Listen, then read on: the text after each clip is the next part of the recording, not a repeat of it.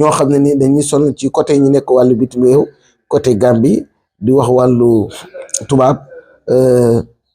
téel ma diw wala jàppal ma diw wala nit ku bëgg a falu kooku it yàlla may nañu si ak lépp loo xam ne nii waaye bëgg na ko ci côté boobu lépp luñ ciy def nag ragal yàlla moom lañ ci jiital ndax lépp loo xam ne nii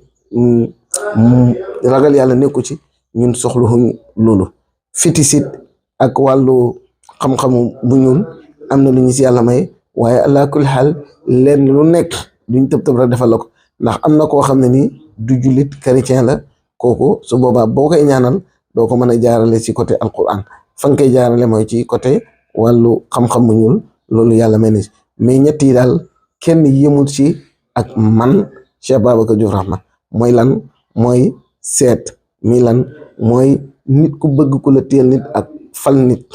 yi moom alhamdulillahi rabbil alamin yàlla may nañ si hémorroïde it dañ koy faj wàllu kàttan it dañ koy faj